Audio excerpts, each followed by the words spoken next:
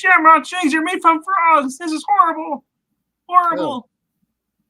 At least it's not Soylent Green. You know, that's made from people. This is only made from frogs. Oh. Frogs aren't people. Okay.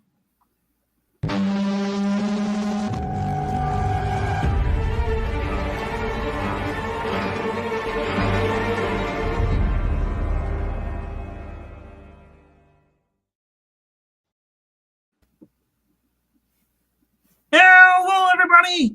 Welcome to the Geeky Puppet Show. We're talking about Walking Dead, Season 11, Part 2, Episode 10. Yes. Yes. So, we're only 49 seconds in. I don't know if anybody's going to join, but hello to Morani in the chat.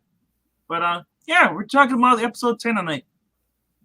The Commonwealth. Yes, where Froggie gets arrested. Yes. And then he is put on death row. Actually, I was put on hop row. Oh. No. Actually, this episode, warning, we're going to get right into spoilers, and I'm not the happiest puppet in the world. And then after this, check out the brand new episode airing tonight. Oh, that's right. But as we were saying, so maybe we can go kind of spoiler, not spoiler, but we can just tell you don't tell you everything. Won't tell you how it ends.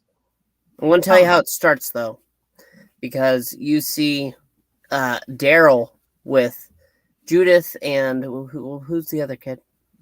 JJ. JJ. And they are walking. They're walking down this dark path, and they're inside of a house. And Daryl's behind them. Suddenly, hands are popping out, and they get to the end. A door opens up, and you hear groaning from a figure. It looks like a walker, but then Daryl says, "That's enough. It's just a guy in makeup." Yes, they have a zombie haunted house because they're celebrating Halloween. Yep, and they're in the Commonwealth. They've been there for 30 days now. I think at this point. Yeah, it has a flash and it says 30 days within the Commonwealth. And I was not a happy camper. I will tell you that. I thought that was ridiculously stupid. I was kind of upset too because Carol's handing out cookies and I didn't get one. We have different reasons to complain. Yeah, mine's more serious, bro. Okay, well, I'm going to go ahead and hand it off to you. So continue on. Yes. Hand it off to the frog, the superior one. Anyway, so it goes with that, and it follows Judith, and she makes a new friend, and that friend's like, hey, what's going on? She's like, hey, what's going on? She's like, you're new here. He's like, well, I'm gonna show you where all the real good candy is, and she shows her cotton candy, stuff. And then here comes on the governor. No, not that one, the new one. One new town and the Commonwealth. She gives a little speech and everything going on. Carol's kind of watching on and just watching the people, and they're blending in. At this point, Carol sees Ezekiel, who's got the petting zoo little farm going on, the baby chicks and all this stuff, and cages and stuff, and she sees him coughing and holding his throat.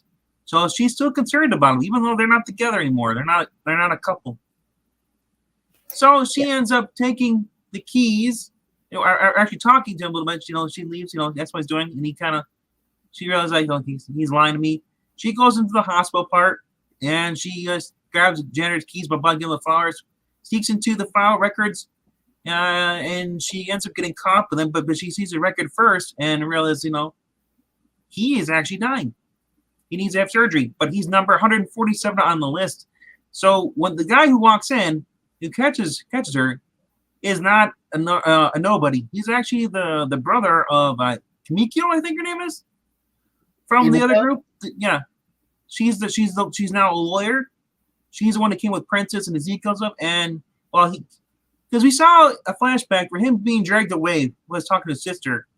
They found out that I think she snitched on him, and they get something, and so now they know he's a surgeon. So now he's forced to be a surgeon. He hates being a surgeon. He hates that life. He hates the upper class crap. So anyway, he basically says like, well, it's all I can do. He's like, he's gonna die. He needs to have surgery. And so the whole episode is with Carol basically going around. She finds Lance Hornby and says, hey, I need what do you need me to do? Basically, to get him. It's like, but when he kind of notices, like, what's in your hand? It's a bottle of champagne that was from a cellar, because she had spied on, I think it was him before, walking up to the mayor's office. Needed better wine. He needed better wine. The assistant said, no, that's not good. So he dumped it in there. Just gone to your cousin. Yep. Jeremiah. Who's Jeremiah? Jeremiah. He was a bullfrog. Oh yeah, that guy. He was a very good friend of mine. Oh, he was? You knew him? Oh. I couldn't understand a single word he said, but I helped him drink his wine. That explains the hair loss. Anyway, yes. She takes this packet of wine that she collects after killing some walkers from the wine cellar, and takes it to not the governor. I guess he's the mayor. I don't know. He's assistant mayor Lance Hornsby. He's the guy that's on the training videos whenever they show, come down to Commonwealth. We'll help you. Yes. And you take it. They take it to him. She takes it to him and says, anything you need me to do, so that way I can up his spot on the list, I'll do it. And he also points like, hey, he's like, you found out that actually know how to get out without anybody noticing, and he likes that because it's frowned upon. The Extreme Movie Show says you boil frogs slowly in a pot, and they won't know the temp rises. And them be good eats. That's cannibalism for you. It's just good dinner for me. You want to eat me? No. I don't want to touch you with a 6-foot pole. What are you talking about? I don't know. You're kind of salivating a little bit there when you talk about eating them. Anyway, so that's going on. During Halloween, we saw Ezekiel, let's wrapping up. There was the big dude from the kingdom. He was I forget what his name is, but he was always like Ezekiel's right-hand man. And he's there with his wife and the 3 kids, and the one kid's dressed up as Shiva the tiger, or the tiger thing, and they were using Shiva's collar, leash stuff. So and he said, he tells his son, he's like, hey, you gotta get back to Ezekiel. No, we're done now. He's all kind of quiet, calm, and he's depressed. He's like, he doesn't want to give it up. And so Ezekiel sees this. Ezekiel says, you know what? You can have that in 2 conditions. You take care of that. You remember, you pay attention to as far as you respect Shiva's memory and stuff like that. I forgot what the other one he said. Do you remember offhand?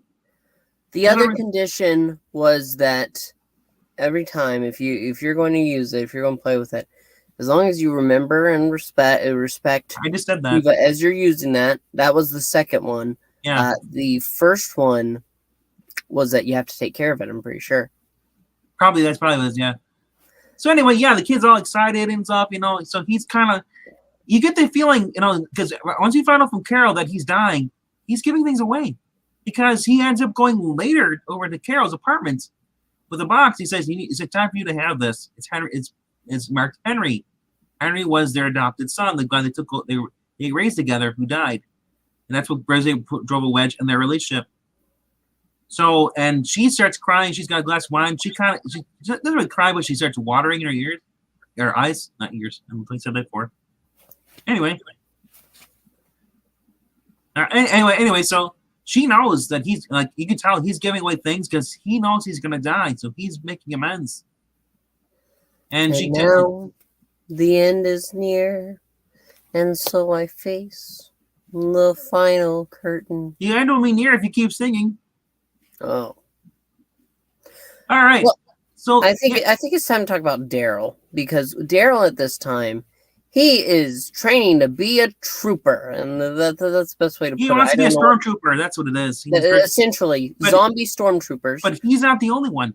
Rosita, who is still alive, who should have been dead on a pike in the comic books, like she was in comic books, but they kept her alive. Same with the priest. Gabriel's still alive. And this But show he's not really there. This show really hits hard because there's no Carl, there's no Rick. For those who are fans of the comic books, those are the main characters. The fact that they're not even Rick. Rick's the guy who started up the whole entire series, isn't here. Yep. But there's rumors that he's alive. He watched The Walking Dead World Beyond. He was brought in by Jadis, the junkyard lady, and so he was brought in alive. So there's a chance that he might be still alive and show up at part 3 of the season finale. Well, that's a huge thing about the show. If you're a fan of the original books, there's not a lot for you. The only characters you really have there are Maggie. You have Maggie, but she's not in this episode at all because they have skipped to the people of the Commonwealth and they're focusing on the Commonwealth. And I know I said we were going to get into the training, but actually a huge part of this is at the dinner that night where the wine is being served. And there was an ex-trooper who was fired, and he snuck his way in there, and he wanted to talk to the governor, the daughter of the former president. He was blocked off by the servant, the assistants, and told him to go away. That she's busy, she can't talk whatsoever. Even what's her name? Connie, I think her name, right? And I can't remember. Connie's the deaf girl with her sister. Connie is actually she's basically found out that she was a reporter. Because she used to be reported before this, and so because that's exactly what we need: reporters in the zombie wasteland. I mean, spreading propaganda and all that stuff is part of their thing. They'll keep people in line. And so she was asked with her sister was doing the signing language and was going to ask her the questions like, we need to know more. We know about your stuff, and she basically gets railroaded, by the governor. And here you can talk to this person. This person's here. She's a normal person who won a raffle tickets. She's a normal citizen. She's allowed to be at this charity event here. Yes. My gosh, you can see how smug this is. And even what's his name? Is Yumiko's there with her brother. And he's once again gripes. He says, "I hate this. This is why I quit my job. This is why I was glad not to be a doctor, because I was tired of all the fanciness and all stuff, the upper class crap." He hated it. So he's like, and Yumiko's kind of trying to talk him into calming down. He says, "Screw it." He finishes, downs his drink, grabs another one. Holy crap! So yeah, it's interesting to see him how people are reacting to this. Yeah, no, and I absolutely understand it because you have at the end there when the assistant says no, the governor goes up to give a speech saying how she cares about all the people of the Commonwealth. This ex-trooper who snuck in as a waiter says, no, you're full of it, and takes the assistant with a knife to the neck and says, I want to talk to you, because he wants to make her understand what she's done because he's not able to provide for his sister and her kid anymore.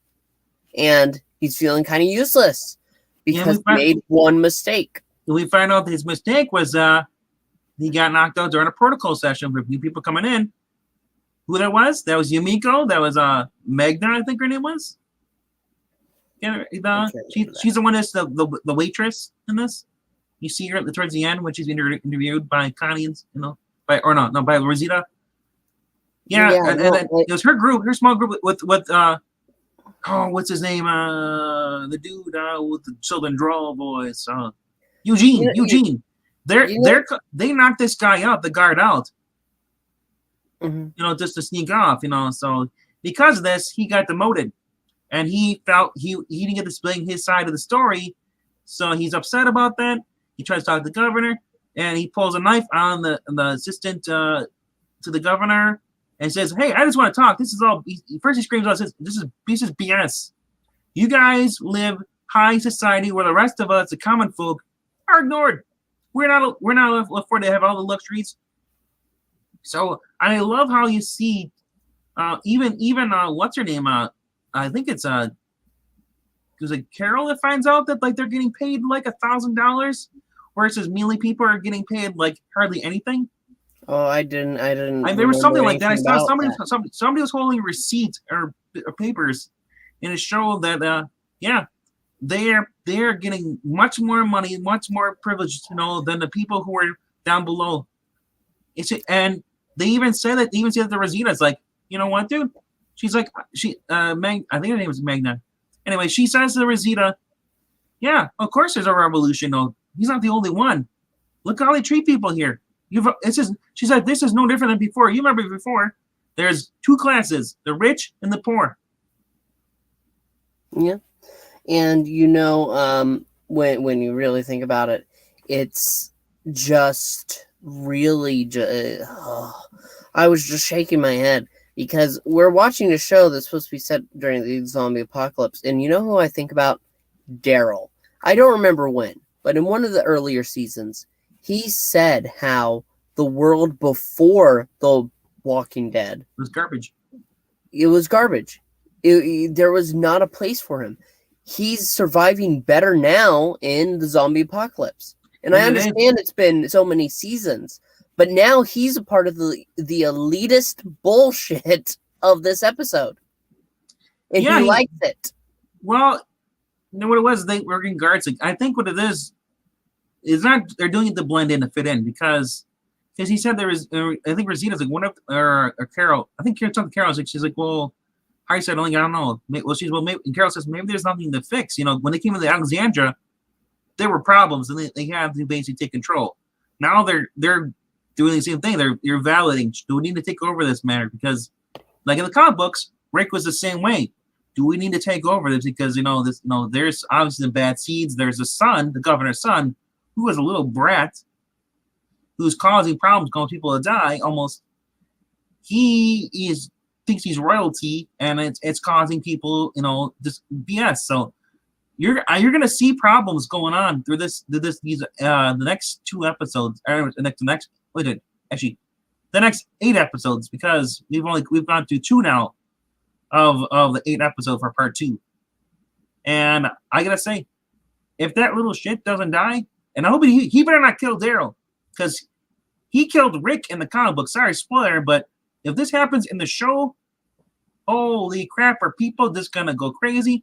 And the fact that there's still people alive in the show too. Mercer, I don't know if he'll bite the bucket in the show, but he is hooking up with Princess like he did in the comic books. Yeah. And I believe the last shot of this episode is actually Daryl and Judith. Judith is in a dress.